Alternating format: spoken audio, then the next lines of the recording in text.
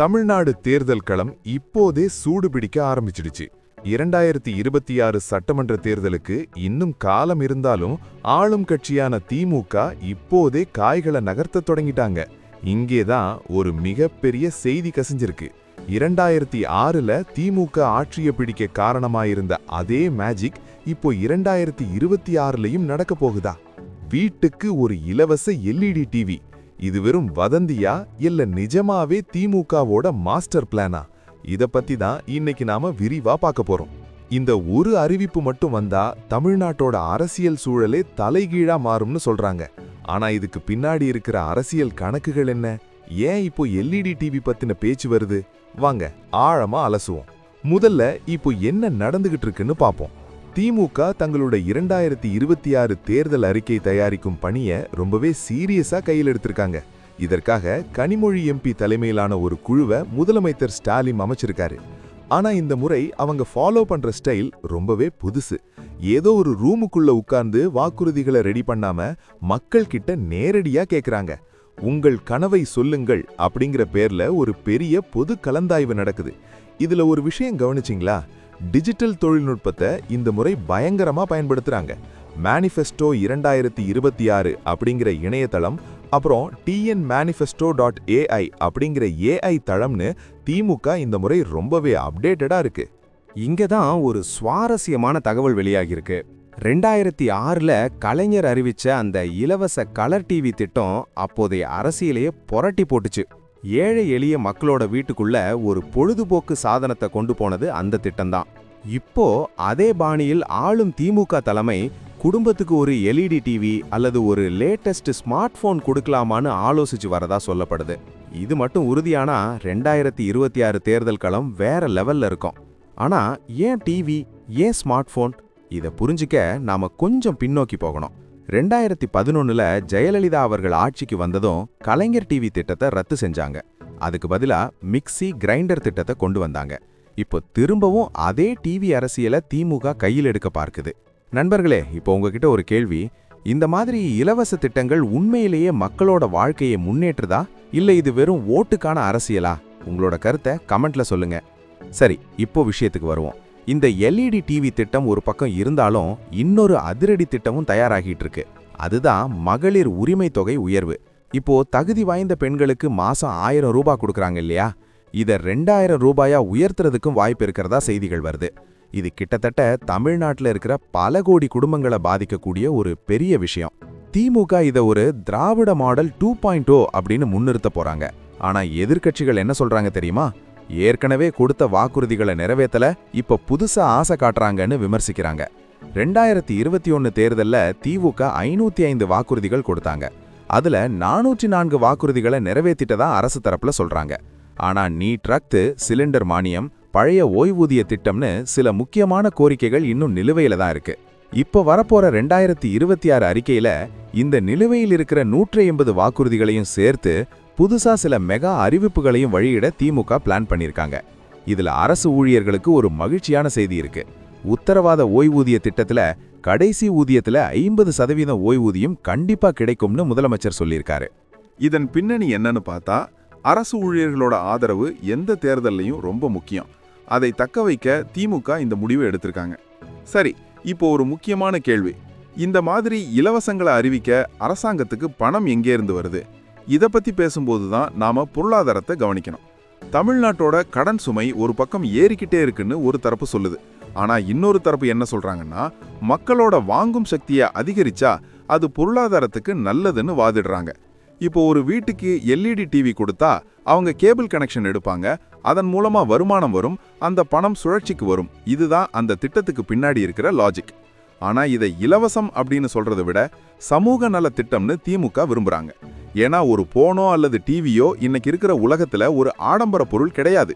அது ஒரு அடிப்படை தேவையா மாறிடுச்சு. குறிப்பா மாணவர்கள் படிக்கிறதுக்கும் அரசின் திட்டங்களை மக்கள் தெரிஞ்சுக்கிறதுக்கும் இது உதவும்னு திமுக தரப்புல நினைக்கிறாங்க. திராவிட மாடல் 2.0 அப்படிங்கிற வார்த்தையை இப்போ அடிக்கடி கேட்கறோம் இல்லையா? அதுக்கு அர்த்தம் இதுதான். அதாவது பழைய நலத்திட்டங்களை அடுத்த கட்டத்துக்கு கொண்டு போறது. வெறும் கலர் டிவிக்கு பதிலா ஸ்மார்ட் டிவி, வெறும் 1000 ரூபாய்க்கு பதிலா 2000 ரூபாய். இதுதான் அந்த அப்டேட். இந்த தேர்தல் அறிக்கை தயாரிப்புல கனிமொழி அவர்கள் தலைமையிலான குழு ரொம்பவே தீவிரமா இருக்கு. அவங்க என்ன சொல்றாங்கன்னா, பெண்கள், இளைஞர்கள், கல்வி மற்றும் சுகாதாரம் இந்த 4 விஷயத்துலலாம் இந்த முறை அதிக கவனம் இருக்கும்னு. குறிப்பாக வேலை வாய்ப்பை உருவாக்குறதுக்கு சில பிரம்மாண்டமான திட்டங்கள் வரலாம். அப்புறம் கல்வி கடன் தள்ளுபடி, இது 2021ல சொன்ன விஷயம், ஆனா இன்னும் முழுமையா நடக்கல. இதை 2026ல ஒரு பெரிய துருப்புச்சீட்டா திமுக பயன்படுத்த வாய்ப்பு இருக்கு. இங்கேதான் நாம ஒரு விஷயத்தை கவனிக்கணும். அரசியல் கட்சிகள் வாக்குறுதி கொடுக்கும்போது அது நடைமுறைக்கு சாத்தியமானு நாம யோசிக்கணும். உதாரணமாக, சிலிண்டர் மானியம் 100 ரூபாய் குறைப்போம்னு சொன்னாங்க. அது என்னாச்சு? மத்திய அரசு ஒத்துழைக்கலைன்னு திமுக சொல்றாங்க. இதே காரணத்தை தான் நீட் தேர்வு விஷயத்திலையும் சொல்றாங்க. ஆனா மக்கள் என்ன நினைக்கிறாங்க? கொடுத்த வாக்குறுதியை நிறைவேற்றணும்னு தான் எதிர்பார்ப்பாங்க. அதனால தான் 2026 தேர்தலில் திமுகவுக்கு ஒரு பெரிய சவால் இருக்கு. பழைய வாக்குறுதிகளை ஏன் நிறைவேற்றலன்னு எதிர்க்கட்சிகள் கேள்வி கேட்கும்போது அவங்க கிட்ட தெளிவான பதில் இருக்கணும். அதே சமயம் புதுசா கொடுக்க போற எல்இடி டிவி போன்ற அறிவிப்புகள் அந்த எதிர்ப்பை மழுங்கடிக்க செய்யுமா? இதுதான் $1,000,000 கேள்வி. சில அரசியல் விமர்சகர்கள் என்ன சொல்றாங்கன்னா, மக்களுக்கு பணமாகவோ பொருளாகவோ நேரடியா பலன் கிடைச்சா அவங்க மத்த குறைகளை மறக்க வாய்ப்பு இருக்கு. இதையே தான் 2006லயும் நாம பார்த்தோம். இப்போ ஒரு குட்டி ஃபிளாஷ்பேக். 2006ல அதிமுக ஆட்சியில் இருந்தப்போ திமுகவோட இலவச கலர் டிவி அறிவிப்பு ஒரு பெரிய தாக்கத்தை ஏற்படுத்துச்சு. அப்போ இருந்த பொருளாதார சூழல்ல அது ஒரு மிராக்கிள். ஆனா இன்னைக்கு 2026ல எல்லார் வீட்லயும் ஏற்கனவே டிவி இருக்கு. அப்புறம் ஏன் திரும்பவும் டிவி? இங்கதான் திமுக ஒரு சின்ன ட்விஸ்ட் வைக்கிறாங்க. பழைய கலர் டிவிங்கிறது வெறும் பொட்டி மாதிரி இருக்கும். ஆனா இப்ப கொடுக்க போறது எல்இடி ஸ்மார்ட் டிவி. இதுல இன்டர்நெட் கனெக்ட் பண்ணலாம், ஓடிடி பார்க்கலாம், யூடியூப் பார்க்கலாம். அதாவது மக்களை டிஜிட்டல் உலகத்துக்கு கொண்டு வர்றது தான் இதோட உண்மையான நோக்கம்னு சொல்லப்படுது. இதன் மூலமா அரசாங்கத்தோட சாதனைகளை மக்கள் கிட்ட நேரடியா கொண்டு சேர்க்க முடியும்னு அவங்க கணக்கு போடுறாங்க. உறுதியாக தெரிஞ்சது என்னன்னா, திமுக இந்த முறை ரொம்பவே டெக் சேவி தேர்தலை தான் சந்திக்க போறாங்க. tnmanifesto.ai தளத்துல மக்கள் கொடுக்கிற ஐடியாக்களை ஆர்டிஃபிஷியல் இன்டெலிஜென்ஸ் மூலமா பிரிச்சு எடுத்து அதுல எது முக்கியமோ அதை தேர்தல் அறிக்கையில சேர்க்க போறாங்க. இதுக்கு முன்னாடி எந்த கட்சியும் இந்த அளவுக்கு டெக்னாலஜியை பயன்படுத்தினது கிடையாது. இது ஒரு நல்ல விஷயமா தான் பார்க்கப்படுது. ஏன்னா மக்களோட உண்மையான தேவைகளை தெரிஞ்சிக்க இது உதவும். ஆனா இத பத்தி சிலரின் கருத்து என்னன்னா, இணையதளம் பயன்படுத்த தெரிஞ்சவங்க மட்டும்தான் கருத்து சொல்ல முடியுமா, கிராமத்துல இருக்கிற பாட்டி என்ன சொல்லுவாங்க அப்படிங்கிற கேள்வி எழும்புது. இதுக்காகத்தான் கனிமொழி தலைமையிலான குழு நேரடியா ஊர் ஊரா போய் கலந்தாய்வு நடத்தவும் பிளான் பண்ணியிருக்காங்க. அடுத்து, இந்த தேர்தல்ல இளைஞர்களோட ஓட்டு ரொம்ப முக்கியம். இன்னைக்கு இருக்கிற யங் ஜெனரேஷன் வெறும் இலவசங்களை மட்டும் நம்பி ஓட்டு போடுறவங்க கிடையாது. அவங்களுக்கு தேவை வேலைவாய்ப்பு, தரமான கல்வி. அதனால 2026 அறிக்கையில புதிய தொழிற்சாலைகள், ஐடி பார்க்குகள் பத்தின அறிவிப்புகள் நிறைய இருக்குன்னு எதிர்பார்க்கலாம். குறிப்பாக தென் மாவட்டங்களில் தொழில் வளர்ச்சியை அதிகப்படுத்த திட்டங்கள் வரலாம். அப்புறம் மாணவர்கள் லேப்டாப் திட்டம். ஏற்கனவே அதிமுக கொண்டு வந்த இந்த திட்டத்தை திமுக இன்னும் மெருகேற்றி கொண்டு வரும்னு பேச்சு இருக்கு. ஆக மொத்தத்தில் ஒரு பக்கம் எல்இடி டிவி, இன்னொரு பக்கம் வேலை வாய்ப்பு. இதுதான் திமுகவோட பேலன்சிங் ஆக்ட். சரி, இப்போ பொதுவான ஒரு பின்னணியை பார்ப்போம். தமிழ்நாட்டு அரசியல்ல இலவசங்கள் அப்படிங்கிற வார்த்தைக்கும் நலத்திட்டங்கள் அப்படிங்கிற வார்த்தைக்கும் நடுவுல ஒரு மெல்லிய கோடு தான் இருக்கு. அண்ணா காலத்துல இருந்தே ஏழை மக்களுக்கு ஏதாவது ஒன்று செய்யணுங்கிறது தான் திராவிட கட்சிகளோட பாலிசி. அது ₹1 ஒரு படி அரிசியா இருக்கலாம், இல்ல இலவச வேட்டி சேலையா இருக்கலாம். இது மக்களோட வாழ்க்கை தரத்தை உயர்த்துதான்னு பார்த்தா ஓரளவுக்கு உண்மைதான். வறுமை கோட்டுக்கு கீழே இருக்கிறவங்களுக்கு இது ஒரு பெரிய ஆறுதல். ஆனா பொருளாதார வல்லுநர்கள் என்ன எச்சரிக்கிறாங்கன்னா, இலவசங்கள் கொடுக்கும்போது மாநிலத்தோட நிதி நிலைமையும் கவனிங்கன்னு சொல்றாங்க. 2026ல திமுக கொண்டு வர போற இந்த திட்டங்களுக்கு பல ஆயிரம் கோடி ரூபாய் தேவைப்படும். இப்போவே மகளிர் உரிமை தொகைக்காக அரசாங்கம் ஒரு பெரிய தொகையை செலவு பண்ணிட்டு இருக்காங்க. இதுல எல்இடி டிவியும் சேர்ந்தா அது பட்ஜெட்ல பெரிய ஓட்டையை ஏற்படுத்துமா, இல்ல வரி வருவாய் மூலமா இதை சமாளிக்க முடியுமா? அரசாங்கம் இதை எப்படி ஹேண்டில் பண்ண போறாங்கன்னு தான் பார்க்கணும். சர்வதேச ஊடகங்கள் மற்றும் பொருளாதார அறிக்கை போன்ற தகவல்கள்ல சொல்லப்படுற விஷயம் என்னன்னா, தமிழ்நாடு ஜிடிபி வளர்ச்சியில இந்தியாவிலேயே முன்னணியில இருக்கு. அதனால இந்த மாதிரி திட்டங்களை செய்ய ஓரளவுக்கு நிதி வசதி இருக்குன்னே சொல்லலாம்.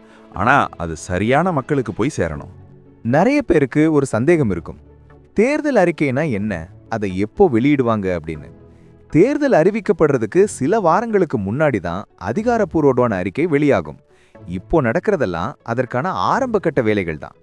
திமுகவை பொறுத்தவரை அவங்க எப்பவுமே தங்களோட அறிக்கையை தேர்தல் நாயகன்னு சொல்லுவாங்க.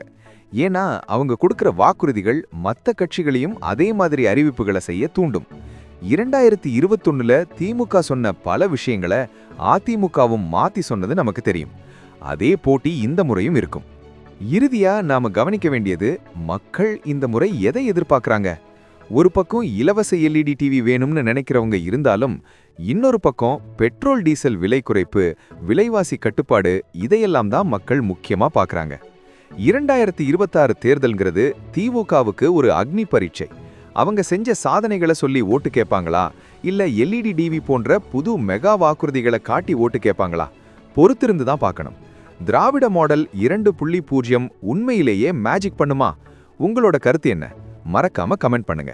இது போன்ற அரசியல் அலசல்களுக்கு நம்ம சேனலோட இணைந்திருங்க. அடுத்த வீடியோல சந்திப்போம். இந்த தகவல்கள் உங்களுக்கு தெளிவா இருந்திருக்கும்னு நம்புறேன். இந்த LED டிவி திட்டம் பத்தி அடுத்த கட்ட அறிவிப்புகள் வந்தா உடனே அப்டேட் பண்றேன். நன்றி.